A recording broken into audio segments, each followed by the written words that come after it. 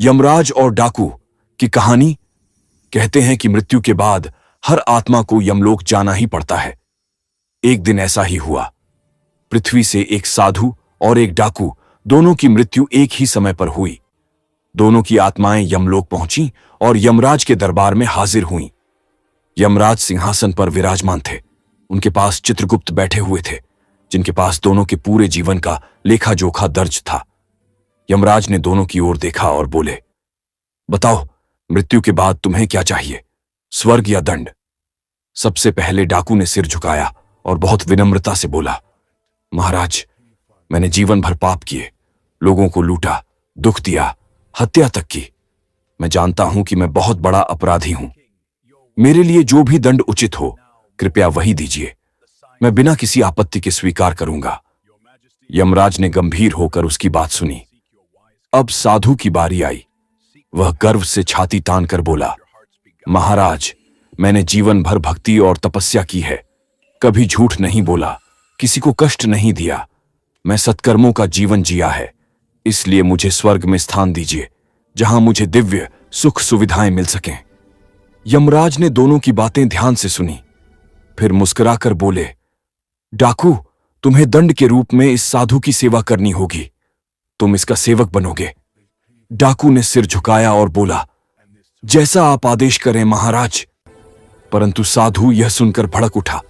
उसने तुरंत कहा, महाराज, यह कैसे संभव है?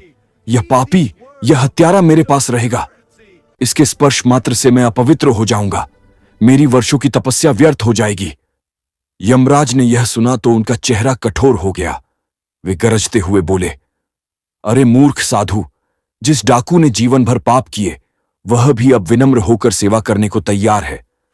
पर तुम, जिसने तथाकथित भक्ति की, अभी भी अहंकार में डूबे हुए हो। तुम्हारी तपस्या ने तुम्हें नम्र नहीं बनाया, बल्कि घमंडी बना दिया है। साधु सिर झुकाकर खड़ा रह गया। यमराज ने आगे कहा, तुम्हारी भक्ति अधूरी है, तुम्हारा तप अब भी अधूरा है। जब तक तुम अपने अंदर के अहंकार को नहीं त्यागोगे और दूसरों में वही आत्मा नहीं देखोगे जो तुम्हारे भीतर है, तब तक तुम्हें सच्चा ज्ञान नहीं मिलेगा।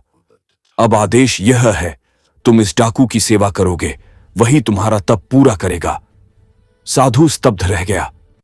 अब वह जान गया कि सच्ची साधना केवल ध्यान या जप नहीं, बल्कि विनम्रता, करुणा और संभव में है। धीरे धीरे उसने डाकू की सेवा करनी शुरू की और समय के साथ उसने अपने अंदर का अहंकार छोड़ दिया। उधर डाकू ने भी साधु की संगति में रहकर अपने जीवन के पापों का प्रायश्चित किया। अंततः दोनों आत्माएं एक दूसरे की सेवा में रहकर शुद्ध हुईं, और जब दोनों ने सच्चे मन से एक दूसरे को समझ लिया, तब यमराज ने मुस्कुराते हुए कहा, अब तुम दोनों स्वर्ग के अधिकारी हो। संदेश: सच्चा धर्म किसी पूजा या दिखावे में नहीं, बल्कि नम्रता, क्षमा और दूसरों को अपने समान देखने में है। अहंकार सबसे बड़ा पाप है, चाहे वह साधु का हो या डाकू का। कहानी अच्छी लगी हो तो लाइक करें और चैनल को सब्सक्राइब करें।